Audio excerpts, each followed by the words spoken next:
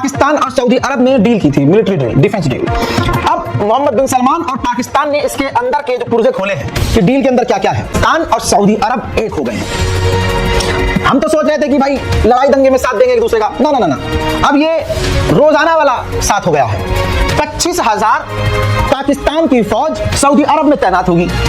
इतना ही नहीं, पाकिस्तान की ये फौज बॉर्डर में, यानी सऊदी अरब के बॉर्डर पे, सऊदी अरब के अंदर, सऊदी अरब के शहरों में, शहरों के बॉर्डर, स्टेट बॉर्डर पर भी तैनात होंगे। यानी पूरा सऊदी अरब का कंट्रोल जो है, सिक्योरिटी कंट्रोल पाकिस्तान संभालेगा। पाकिस्तान के जरिए सऊदी अरब चीन से उसका J-10C और दूसरे 5th और 6th जनरेशन के एडवांस फाइटर जेट की तकनीक लेना चाहता है, और ये पाकिस्तान दिलवा भी देगा क्योंकि चीन उसकी इतनी बात रखता है। पाकिस्तान इसी डील के अंदर है कि पाकिस्तान सऊदी अरब को शॉर्ट रेंज की मिसाइलें, एयर डिफेंस सिस्टम, बंदूक और गोलियां और इस तरह के हथियार सऊदी अरब को पाकिस्तान देगा। तो अब भूल जाइए कि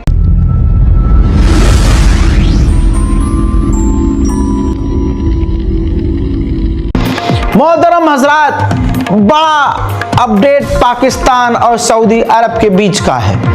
आपको याद होगा कि पाकिस्तान और सऊदी अरब ने डील की थी, मिलिट्री डील, डिफेंस डील। अब मोहम्मद बिन सलमान और पाकिस्तान ने इसके अंदर के जो पुर्जे खोले हैं कि डील के अंदर क्या क्या है, तो सुन लीजिए क्या है। सीधी बात यह है कि पाकिस्तान और सऊदी अरब एक हो गए हैं।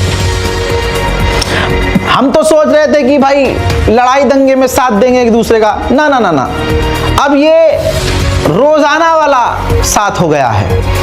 25,000 पाकिस्तान की फौज सऊदी अरब में तैनात होगी, और सिर्फ फौज वो वाली नहीं, जमीनी नहीं, पाकिस्तान की एयरफोर्स, पाकिस्तान आर्मी की ग्राउंड फोर्स, पाकिस्तान की नेवल फोर्स, टोटल 25,000।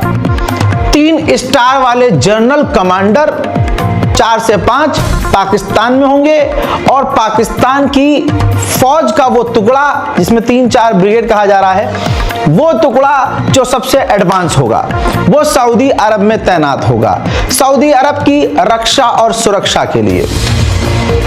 तो दोस्तों आप समझ सकते हैं कि पाकिस्तान और सऊदी अरब कितना करीब आ गए हैं। हजरात इतना ही नहीं, पाकिस्तान की ये फौज बॉर्डर में, यानी सऊदी अरब के बॉर्डर पे, सऊदी अरब के अंदर, सऊदी अरब के शहरों में, शहरों के बॉर्डर, स्टेट बॉर्डर पर भी तैनात होगी।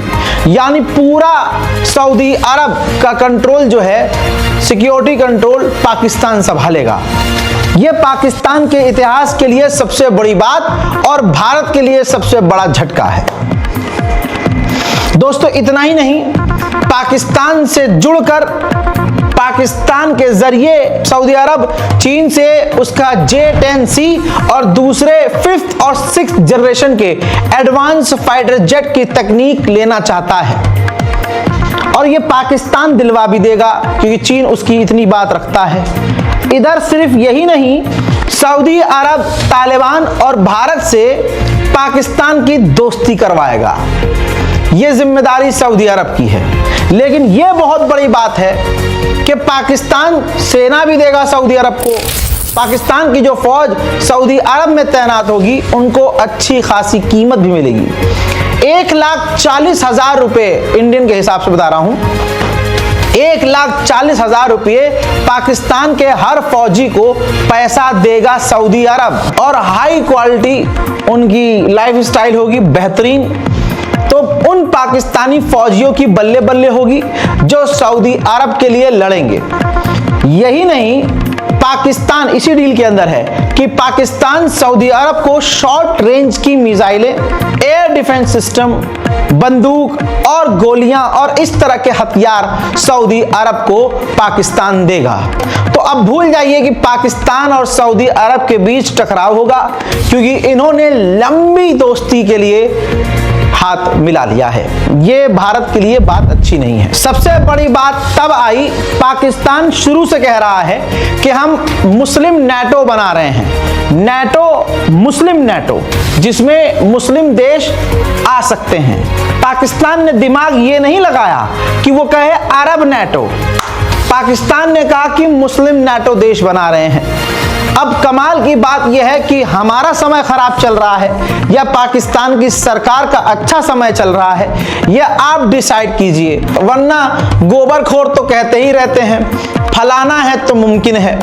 बहरहाल मामला अब यह है कि इजिप्ट जो बिल्कुल इजराइल का पड़ोसी है, इजिप्ट ने भी पाकिस्तान और सऊदी अरब से बात करना शुरू कर दिया है इस मुस्लिम नेटो में शामिल होने के लिए। पाकिस्तान के डिफेंस एग्रीमेंट की तरह डिफेंस पर बात करना शुरू कर चुका है इजिप्ट भी। आंकड़े ये आ रहे हैं और अंदाजा ये लगाया जा रहा है कि इजिप्ट भी बहुत जल्दी इस ग्रुप में शामिल होगा। हंसता है मुंह फाड़ के और आदमी सोचता है पता नहीं यार कितना बेहतरीन याराना है इनका। चाइना भारत के लिए बड़ा खतरा बन रहा है, हर दूसरे दिन खबर आ रही है, लेकिन मोदी और मोदी जी के भक्त, उनकी औकात नहीं है कि सड़क पर उतरकर चीन के खिलाफ नारा भी लगा सकें। मोदी जी पलट देंगे हाथ डाल के कि अच्छा मेरा मित्र के लिए तुम कर रहे हो बकवास बात। तवांग भारत का इलाका है, 100 किलोमीटर ज्यादा दूर नहीं होता है आप अगर कार से हैं। और मैं कहूं कि 100 किलोमीटर कितना दूर है आपसे, अगर आपके पास जहाज हो, आप कहेंगे रजा भाई 100 किलोमीटर तो 10 मिनट में। अच्छा मैं कहूं अच्छा वो छोड़ो, अब तुम्हारे पास फाइटर जेट है तो 100 किलोमीटर कितनी दूर है आपके लिए, तो भाई 3 मिनट 4 मिनट। आप सुनिए, भारत का इलाका है तवांग, तवांग से सिर्फ और सिर्फ 100 किलोमीटर दूर चाइना ने बॉर्डर के इलाके पर अपने, ये सैटेलाइट इमेज दिखा रहा हूं देखिए, चीन ने हवाई किला बनाने की तैयारी शुरू कर ली है। लाहुंजे एयरबेस में लड़ाकू विमानों का विशाल हैंगर, बड़ा हैंगर तैयार कर लिया है।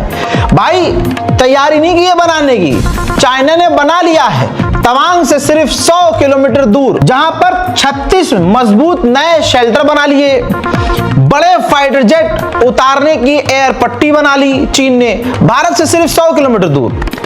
यही नहीं, वहां पर उसने अपने बड़े फाइटर जेट, हेलीकॉप्टर, ड्रोन रखने के लिए जो शेल्टर होता है और हैंगर होता है वो बना लिया है। चाइना ने अपना इतना बड़ा एयरबेस बनाया है कि अपने तमाम खतरनाक फाइटर जेट 2 मिनट के अंदर वो भारत के अंदर घुसा सकता है। लेकिन मोदी और मोदी जी के जितने भी गद्दार मुसलमानों को और ईमानदार हिंदुओं को, दलितों को गाली बकने वाले जो झुंड हैं, उनकी औकात नहीं कि इस पर बोल सकें। आज दुनिया में साबित हो रहा है कि फर्जी राष्ट्रवादी कौन है। आज पता चल रहा है कि सावरकर, माफी वीर और गोडसे की औलाद और उनकी नस्ल कौन है। यह तो ऊपर वाले की मार है इस मोदी सरकार को और तमाम गोबर खोरों को, पैखाना खोरों को, मूत पियाओं को, जो अभी 4 साल पहले तक, आज जो बहुत उसकी बात कर रहा है ना हलाल और झटका, भाई कल फिर यह जलील होगा। लेकिन इनके अंदर टैलेंट यह है कि इनका जमीर नहीं है, इनकी कोई सेल्फ रेस्पेक्ट नहीं है। काहे? अरे भाई जो आदमी गू चाटता हो, पेशाब पी लेता हो, उसे किसी चीज से फर्क पड़ेगा? तो भारत में ऐसे बहुत लाखों करोड़ों लोग हैं जो ये खाते पीते हैं ये चीजें। वीडियोस YouTube पर मौजूद हैं, जाइए देखिए। आज फिर देखिए, भारत ने, आज सोचिए, जिस तालिबान को ये गाली बकते थे, आज तालिबान से हाथ भी मिला रहे हैं, छाती भी मिला रहे हैं, याराना भी निभा रहे हैं। और पहली बार तालिबान के आने के बाद अपना राजदूत, तस्वीर आपके सामने, ये अफगानिस्तान के तालिबान के अंदर भारत का पहला राजदूत है, नाम इनका करण यादव है। करण यादव, तो आज के बाद कोई भी हिंदू समाज का व्यक्ति मुसलमान को तालिबानी आतंकवादी इस तरह से जुमला जब इस्तेमाल करे तो करण यादव का नाम लेकर इनके मुंह में पेशाब कर दीजिएगा दोस्तों।